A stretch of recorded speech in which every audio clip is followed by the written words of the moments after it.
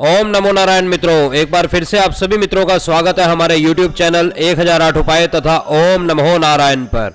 मित्रों, आज की इस वीडियो में हम बात करने वाले हैं होली के कुछ ऐसे उपायों को लेकर जिसकी मदद से आप साल में एक दिन आने वाली होली पर अपना इतना फायदा कर सकते हैं कि आप खुद हैरान रह जाएंगे।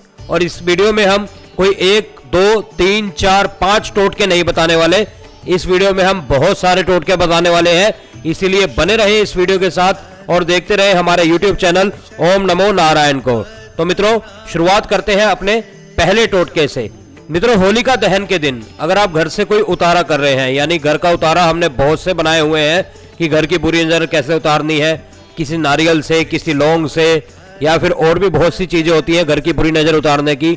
इस प्रकार से अगर आप घर से बुरी नजर उतार रहे हैं तो आप उस सामान को, यानी जो लौंग वारेंगे या जो काली सरसों वारेंगे या और अन्य कोई चीज है, उसको वार के आप होलिका दहन में जलने वाली अग्नि में उस चीज को डाल दीजिए। आपके घर से नकारात्मक शक्ति इस हद तक खत्म हो जाएगी कि जितनी आपके उतारे से नहीं होती थी। अब बात करते हैं अगर किसी व्यक्ति के ऊपर उतारा करना है, यानी मैं बीमार रहता हूं, आप बीमार रहते हैं, कोई अन्य सदस्य बीमार रहता है या कोई अन्य रोग लगा हुआ है, तो क्या करना है? होली के पूरे दिन थोड़ी सी हल्दी आप लगा लेने हैं अपने शरीर पर, जगह जगह पर।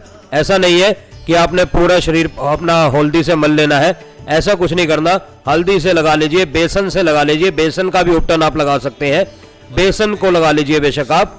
तो थोड़ी थोड़ी जगह पर आपने यह उपटन लगा लेना है। ये उपटन लगाने के बाद रात्रि में जिस समय होली जलने लगती है उस समय यह उपटन को उतार लेना है। एकदम रगड़ के उतारेंगे तो आपकी शरीर की जो मैल होती है, जो गंदगी होती है, वो भी इसके साथ उतरेगी। उसको, उपटन को, जो भी गंदगी निकलती है उसको आपने होलिका दहन की अग्नि में जला देना है। आपके ऊपर से जो भी कोई भी शारीरिक कष्ट होता है वह सब उस अग्नि में जलकर खत्म हो जाएगा। और अगर मित्रों, अगर आपकी नौकरी में कोई बाधा आ रही है, नौकरी आपको सही से नहीं मिल रही, कोई व्यापार आपका सही से नहीं चल रहा, आप परेशान चल रहे हैं, तो परेशानी का अंत आ रहा है होली। होली के दिन आपने एक नारियल लेना है, नारियल अपने ऊपर से 7 बार उल्टा उसारना है। अगर आपका कोई काम नहीं चल रहा तो वही नारियल आपने 7 बार अपनी दुकान के ऊपर से उसारना है। अब दुकान के ऊपर चढ़ के नहीं उसारना, दुकान के अंदर ही सारे कोनों को छुआते हुए ऐसे 7 चक्कर लगाने के बाद आपने उस नारियल को होलिका दहन की अग्नि में जला देना है। और अगर आप अपने ऊपर से उतार रहे हैं तो आपने यही करना है, 7 बार उल्टा उतार के होलिका की अग्नि में उसको जला देना है। अब बात आती है कि घर में कोई मरीज पड़ा हुआ है, कोई लंबे समय से बीमार पड़ा हुआ है, उसको कोई दवाई नहीं लग रही, कोई ठीक नहीं हो रहा, तब क्या करना है? उसके लिए आपने होलिका दहन की जो राख होती है, जो राख बनेगी उसकी, उस राख को किसी काले कपड़े में आप बांध दीजिए। काले कपड़े में बांधने के बाद उस मरीज के सिराने के नीचे उस राख को रख दीजिए और कुछ समय तक रखे रहने दीजिए। आप खुद देखेंगे धीरे धीरे उस मरीज में इंप्रूवमेंट आने लगा है, धीरे धीरे वह दवाई भी उसको लगने लगी है, धीरे धीरे वो अपना पलंग भी छोड़ने लगा है। अब बात आती है कि अगर आप किसी विशेष कार्य में सफलता पाना चाहते हैं, चाहे पढ़ाई में लगा लीजिए, चाहे किसी कारोबार में लगा लीजिए, या कोई अन्य कोई आप कार्य कर रहे हैं और उसमें आपको सफलता चाहिए ही चाहिए, उसके लिए आपने क्या करना है? उसके लिए एक नारियल लेना है, 2 पान के पत्ते लेने हैं और 2 सुपारी लेनी है। ध्यान से सुन लीजिए, 1 नारियल, 2 पान के पत्ते और 2 सुपारी, यह 3 चीजें ले लेनी है। इन 3 चीजों को आपने होलिका दहन के समय वहां पर ले जाना है, अपने हाथ में रखना है और होलिका माता से अपनी मनोकामना मांगनी है। जो भी आप सफलता प्राप्ति करना चाहते हैं, जो भी आप चाहते हैं, वह सब आपने होलिका दहन की अग्नि के समक्ष खड़े होकर आपने कहना है और उसके बाद यह सभी सामग्री वहां पर भेंट कर देनी है, यानी होलिका की अग्नि में भेंट कर देनी है। आपकी सफलता के मार्ग में आने वाले कोई भी बाधा हो उसको होलिका माता उसी क्षण खत्म कर देगी। अब बात आती है उन व्यक्तियों के लिए जिनके घर में हमेशा कलेश बना रहता है, हमेशा लड़ाई बनी रहती है, घर में आपस में किसी की बनती नहीं है, चाहे वो 2 सदस्य हो, 4 हो, 10 हो, कितने ही सदस्य क्यों ना हो, आपस में किसी की नहीं बनती। उसके लिए घर का मुखिया यह उपाय कर सकता है, या कोई भी व्यक्ति जो घर का सदस्य है वो इस उपाय को कर सकता है। अगर मुखिया करेगा तो और भी अच्छी बात है। अगर मुखिया नहीं करना चाहता, या मुखिया का मूड नहीं है, या मुखिया ऐसे कामों में विश्वास नहीं रखता, तो घर का कोई भी सदस्य उसकी जगह पर कर सकता है। उसके लिए आपने थोड़ा सा जौ लेने हैं, जौ, और थोड़ा सा आटा लेना है। ये दोनों मिक्स कर लेने के बाद अब आपने होलिका दहन के पास पहुंच जाना है। अग्नि में जलते हुए होलिका दहन को देखते हुए आपने अपने घर की सुख शांति के लिए प्रार्थना करनी है और आपने ये जौ और आटा जो लेके आए थे वह अपने हाथों से होलिका दहन में चढ़ा देना है।